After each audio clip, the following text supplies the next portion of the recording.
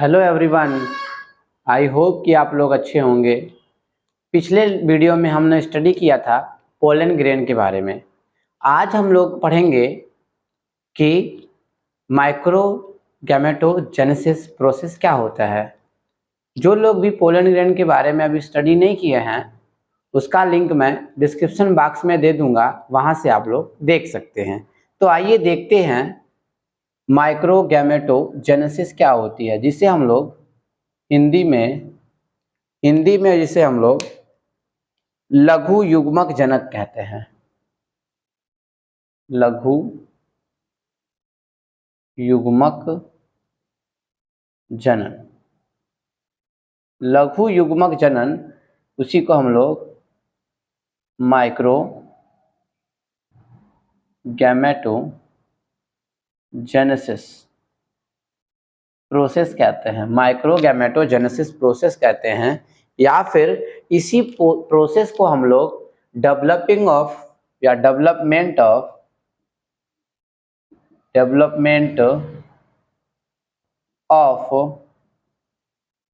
Male gametophyte या फिर pollen grain, मतलब कि पोलन ग्रेन का विकास कैसे होता है उसके बारे में हम लोग देखेंगे। तो पिछले दिनों मैंने बताया था कि पोलन ग्रेन जो होता है उसके पास दो लेयर होते हैं, एक एक्साइन लेयर होता है, एक इंटाइन लेयर होता है, जिसे हम लोग एक्साइन लेयर को बाह्यचोल व इंटाइन लेयर को अंतःचोल कहते हैं। उसके अतिरिक्त उसमें न्यूक्लियस केंद्रक प्रेजेंट होता है और साइटोप्लाज्म होता है। तो जब समसूत्री विभाजन होता है तो समसूत्री विभाजन में, ठीक है, माइटोटिक डिवीजन में ये क्या होते हैं कि दो प्रकार के सेल का डेवलपमेंट होता है। ठीक है, तो आइए उसी को हम लोग देखते हैं। तो ये हमने बना दिया पोलन ग्रेन, ये हमने पोलन ग्रेन बना दिया। ये पोलन ग्रेन की हो गई वाह जो चोल थी, जिसे हम लोग एक्साइन कहते थे। ठीक है, ये हो गई आंतरिक चोल, जिसे हम लोग एंटाइन कहते थे, अंतःचोल। ठीक है, उसके साथ साथ यहां पर इसका हो गया केंद्रक, जिसे हम लोग न्यूक्लियस कहते हैं। ठीक है, और उसी के अंदर ढेर सारे भरे होते हैं क्या, कोशिका द्रव्य, जिसे हम लोग साइटोप्लाज्म कहते हैं। साइटोप्लाज्म या कोशिका द्रव्य कहते हैं। ठीक है, तो अब क्या होगा कि ये जो पोलन ग्रेन्स है इसमें समसूत्री विभाजन होगा। तो देखते हैं, तो समसूत्री विभाजन माइटोटिक डिवीजन होगा, माइटोटिक डिवीजन, समसूत्रीय विभाजन। तो जब समसूत्री विभाजन होगा तो इसमें दो प्रकार के सेल का डेवलपमेंट होगा, दो प्रकार की कोशिकाओं का डेवलपमेंट होगा।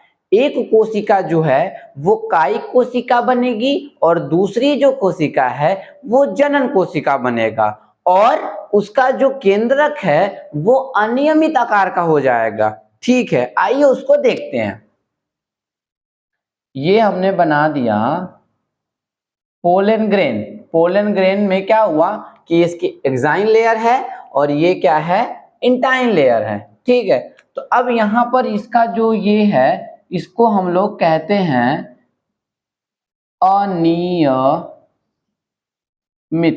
अनियमित आकार का केंद्रक, इरेगुलर शेप का क्या हो जाएगा, केंद्रक हो जाएगा। और यहां पर एक कोशिका बनेगी। ठीक है, यहां पर एक क्या बनेगी, कोशिका बनेगी। इस कोशिका को हम लोग जेनरेटिव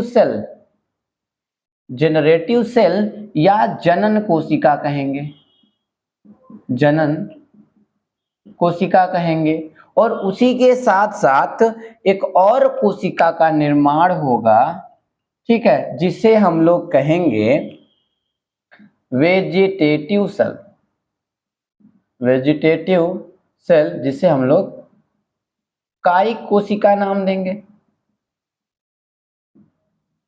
कायिक कोशिका हो जाएगा। ठीक है, तो दो प्रकार का जब समसूत्री विभाजन होगा तो दो प्रकार के नए सेल का निर्माण होगा, एक होगा जनन कोशिका और दूसरी जो होगी उसे हम लोग कायिक कोशिका कहते हैं। और इसका जो केंद्रक होगा वो क्या होगा, अनियमित आकार का हो जाएगा। तो इस प्रकार के जो हमें मिलेंगे क्या, पोलन ग्रेन, उसे हम लोग कहेंगे टू सेल्ड पोलन ग्रेन, मतलब दो कोशिका वाले पोलन ग्रेन कहेंगे। ठीक है, और ये जो पोलन ग्रेन हमें प्राप्त होंगे वो अपरिपक्व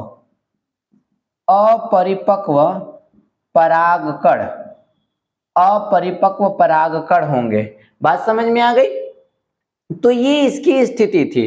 अब क्या होगा कि ये जो प्राप्त हुए हैं हमें, ठीक है, ये जो क्या है, ये जो हमें प्राप्त हुए हैं समसूत्री विभाजन प्रथम के बाद, इसको हम समसूत्री विभाजन फर्स्ट कह देते हैं। समसूत्री विभाजन फर्स्ट हो गया। अब इन कोशिकाओं में क्या होगा कि समसूत्री विभाजन दूसरा होगा। तो आइए देखते हैं। यहां पर हमने एक सेल बना दिया, ठीक है, तो सेल जो बना दिया हमको मिला क्या, यहां पर ये हो गया, ये उसका न्यूक्लियस हो गया। ठीक है, ये यहाँ पर इसका जेनरेटिव सेल हो गया। ठीक है, तो अब जब समसूत्री विभाजन होगा तो ये दो प्रकार के सेल बनाएगा। लिखिए माइटोटिक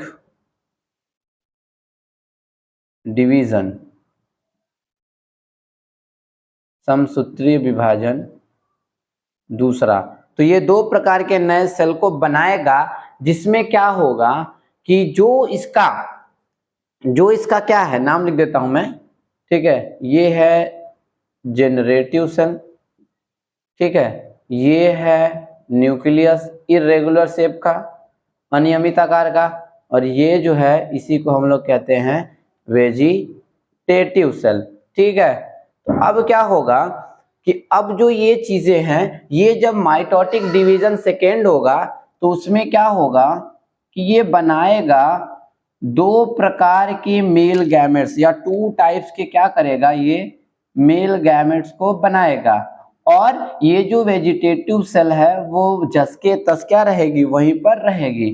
ठीक है, ये हो जाएगी वेजिटेटिव सेल। ठीक है, और ये हमको मिलेंगे क्या, मेल गैमेट। क्या मिलेंगे, मेल गैमेट मिलेंगे। तो ये जो वेजिटेटिव सेल है, ठीक है, और दो हमको मेल गैमेट मिल गए, ठीक है, जिसे हम लोग नर युग्मक कहेंगे, नर युग्मक। ठीक है, तो जो नर युग्मक हमें मिलेंगे वो अनियमित आकार के मिलेंगे, इर्रेगुलर शेप के। ठीक है, तो जब अनियमित आकार के मिल गए हैं तो इस प्रकार की जो संरचना होगी उसे हम लोग कहेंगे थ्री सेल्ड पोलन, मतलब तीन कोशिकीय परागकण कहा जाएगा। ठीक है, तो तीन कोशिकीय परागकण हमें कब प्राप्त हुए, समसूत्री विभाजन द्वितीय के अंतराल फलस्वरूप प्राप्त हुए। बात समझ में आ गई?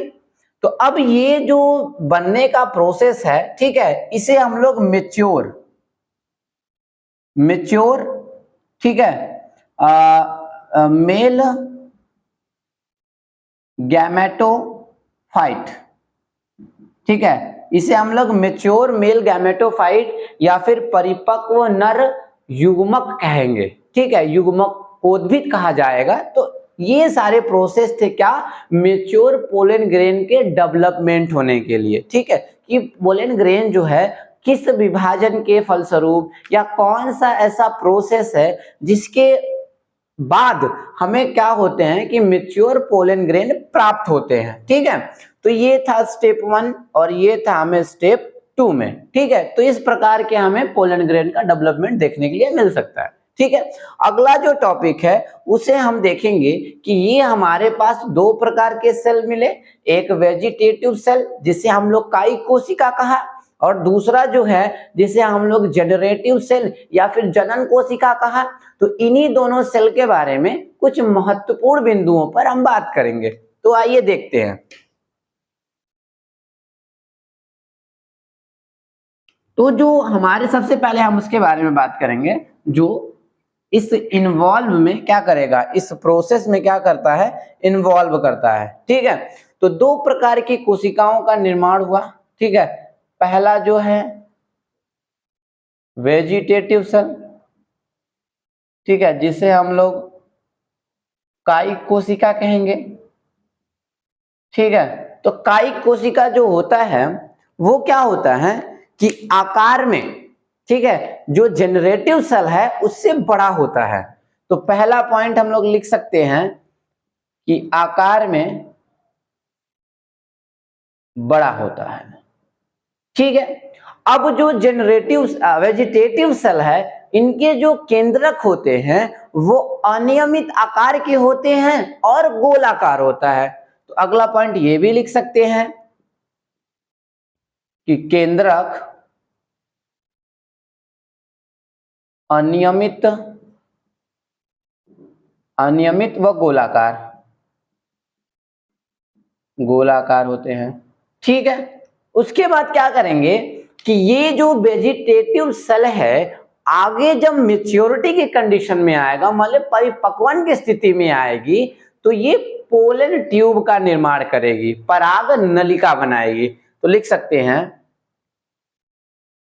वेजिटेटिव सेल क्या करेगी, बाद में क्या बनाएगी, पराग नलिका बनाएगी। इतना तो समझ में आ गया बात कि वेजिटेटिव सेल क्या है कि बाद में जब मैच्योरिटी की कंडीशन में आ जाएगी तो क्या करेगी कि पराग नलिका का निर्माण करेगी। ठीक है, अगला हम लोग पढ़ेंगे जेनरेटिव सेल। जेनरेटिव सेल जिन्हें हम लोग जनन कोशिका कहते हैं, जनन कोशिका। तो जनन कोशिका का पहला पॉइंट क्या है कि ये आकार में कायिक कोशिका से छोटे होते हैं। तो लिख सकते हैं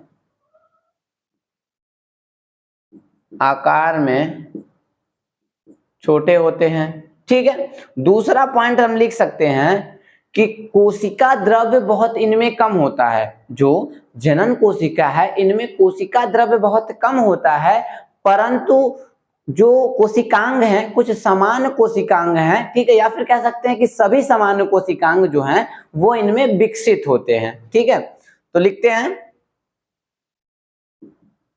साइटोप्लाज्म कोशिका द्रव्य कम, ठीक है, परंतु सभी कोशिकांग उपस्थित है। बात समझ में आई।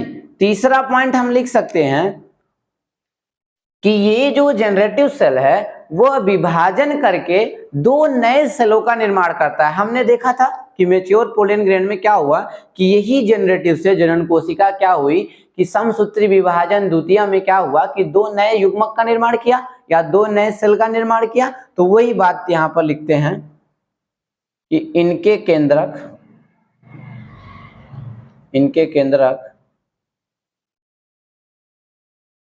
में विभाजन द्वारा नए युग्मक का निर्माण होता है।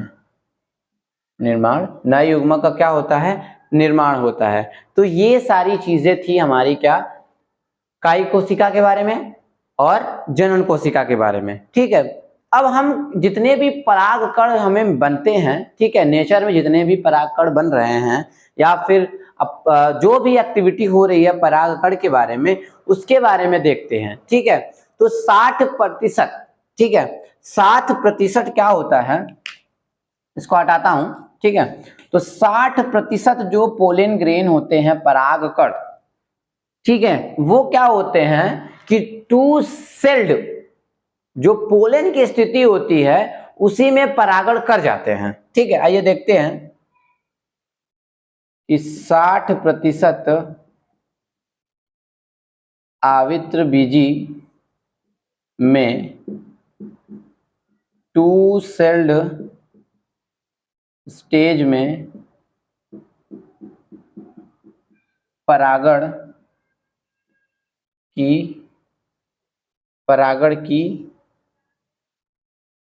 क्रिया हो जाती है।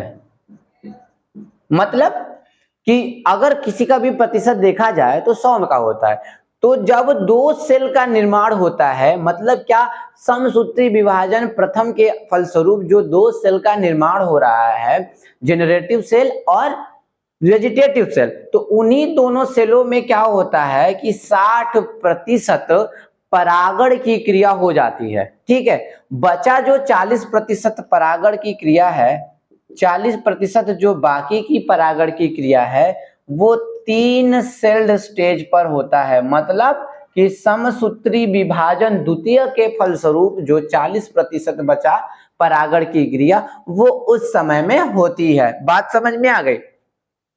अब हम देखेंगे कि नर युग्मक जो होते हैं, ठीक है, वो होते कैसे हैं। ठीक है, तो नर युग्मक जो होते हैं, ठीक है,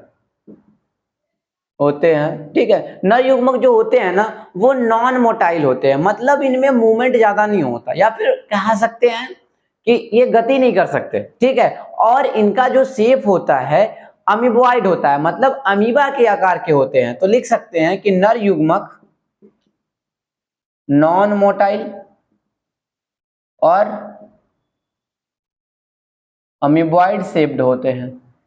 बात समझ में आ गई कि ये नॉन मोटाइल है, नॉन मूवमेंट है, मतलब ये मूवमेंट नहीं कर सकते हैं, गति नहीं कर सकते हैं, और इनका जो शेप होता है वो अमीबा के स्टाइल का होता है। ठीक है, अगला पॉइंट देखा जाए, ठीक है, तो ये जितने भी होते हैं 3 सेल्ड स्ट्रक्चर या 3 सेल्ड स्टेज से पहले क्या होते हैं, अपरिपक्व होते हैं, या फिर लिख सकते हैं कि अपरिपक्व होते हैं, या फिर कुछ ऐसे पोलन ग्रेन होते हैं जो अनइक्वल होते हैं। ठीक है, या असमान होते हैं। तो लिख सकते हैं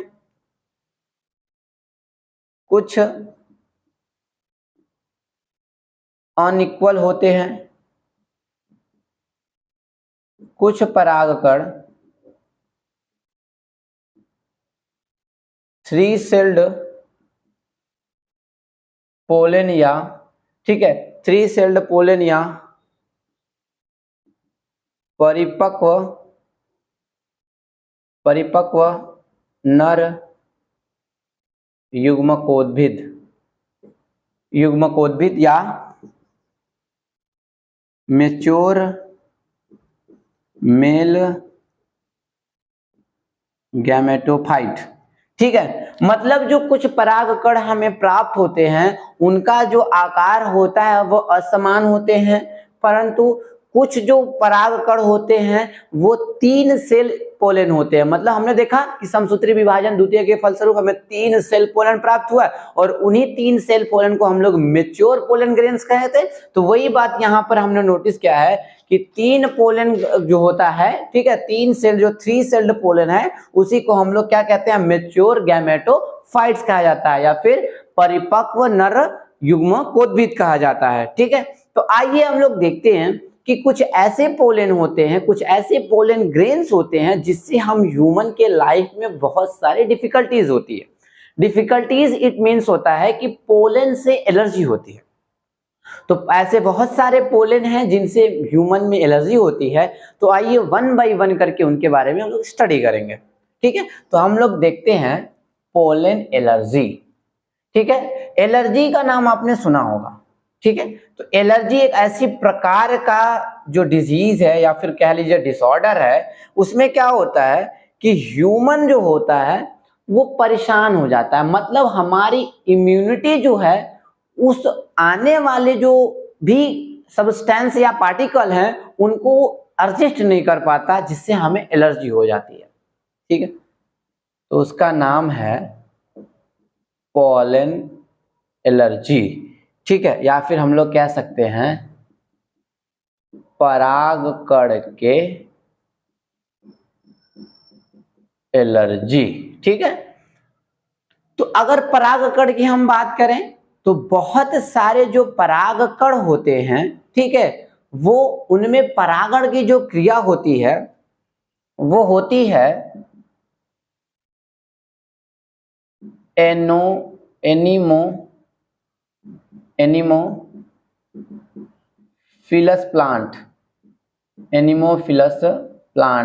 एनिमोफिलस प्लांट जो होते हैं, ठीक है, उनमें परागण। तो एनिमोफिलस प्लांट क्या होते हैं? तो ऐसे प्लांट जिनमें पॉलिनेशन जो होता है वो विंड के थ्रू होता है, मतलब ऐसे पौधे जिनमें परागण की जो क्रिया है वो वायु के द्वारा होती है। तो यहां लिख सकते हैं परागण की क्रिया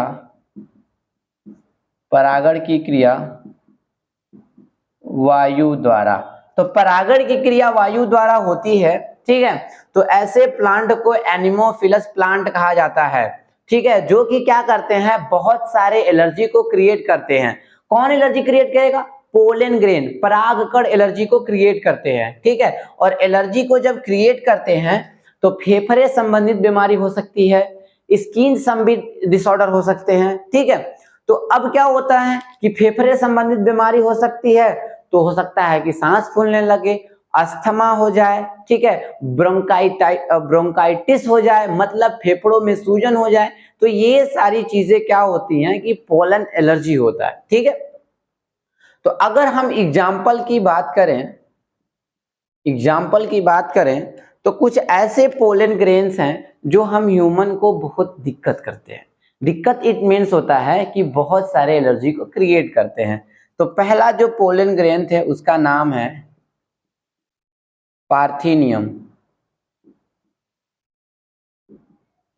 पार्थिनियम, जिसे हम लोग कैरेट ग्रास कहते हैं, कैरेट ग्रास, ठीक है, या फिर गाजर घास, ठीक है। दूसरा जो परागकण है उसका नाम है चिनोपोडियम, ठीक है, चिनोपोडियम, ठीक है। तीसरा जो है जिसका नाम है अमरंथस, अमरंथस जो है वो चौलाई जो हमारे पास हम खाने के लिए मिलता है उसी के स्पीशीज का है अमरंथस, जो कि क्या करता है, ह्यूमन में बहुत सारे एलर्जी को क्रिएट करता है। अब जैसे कभी कभी आपने देखा होगा कि जब हम गेहूं या फिर धान को कटाई करते हैं तो बहुत सारी खुजली होने लगती है, तो वो पोलन एलर्जी है, क्योंकि बहुत सारे पोलन जो होते हैं बाई विंड, हवा के द्वारा उन पेड़ों पर आके रहते हैं। तो जब हम काटते हैं पेड़ों को या फिर कटाई जब करते हैं तो वो पोलन ग्रेन क्या होते हैं, झर के, ठीक है, सेटिंग करके हमारे हाथों पे आ जाते हैं। तो आने के बाद वो स्किन एलर्जी को क्रिएट करते हैं, ठीक है। तो ये सारी चीजें थी, ठीक है। अब हम लोग देखेंगे कि पोलन तो हमारे लिए यहाँ पर क्या हुआ, एज एलर्जी वर्क किया। अब हम देखेंगे कि पोलन एज अ प्रोडक्ट क्या वर्क करता है, मतलब पोलन से बनने वाले जो उत्पाद हैं उनके बारे में देखते हैं, ठीक है।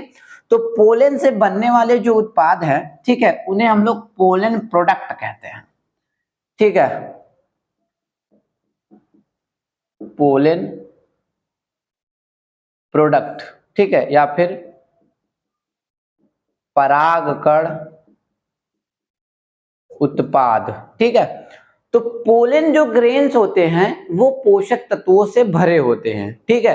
पोषक तत्वों से भरे होने का मतलब क्या है कि जो भी पोलन ग्रेन है, ठीक है, वो जब फर्टिलाइजेशन की क्रिया में मदद करेगा या फर्टिलाइजेशन की क्रिया में फीमेल जो एग है उसको फ्यूज करेगा, ओवरी में ओव्यूल्स को फ्यूज करेगा, तो कुछ ना कुछ एनर्जी उसके पास होगी, कुछ ना कुछ नरिशमेंट उसके पास होगा, कुछ ना कुछ पोषक तत्व होंगे, कुछ ना कुछ न्यूट्रिएंट होंगे, ठीक है। तो उन्हीं न्यूट्रिएंट को क्या किया गया कि स्टोर कर दिया गया, ठीक है। तो उन्हीं न्यूट्रिएंट को जब स्टोर किया गया तो अलग अलग उनका वे में क्या किया गया, यूज किया गया, ठीक है। तो ये जो परागकण होते हैं वो क्या होते हैं, पोषक पदार्थ से भरपूर होते हैं, ठीक है। तो पोषक पदार्थ से जब भरपूर हुए तो इनका यूज कहां होने लगा, ठीक है, गोलियां बनाने में, ठीक है, उसके बाद सिरप बनाने में, हाँ, और उसके बाद क्या हुआ कि लिक्विड बनाने में। तो ये सारी चीजों का पोलन जो ग्रेन थे उनका इस्तेमाल किया जाने लगा, कहाँ बनाने में, गोलियों के बनाने में, सिरप को बनाने में, ठीक है, को बनाने में, ठीक है। क्यों ऐसा किया जाने लगा?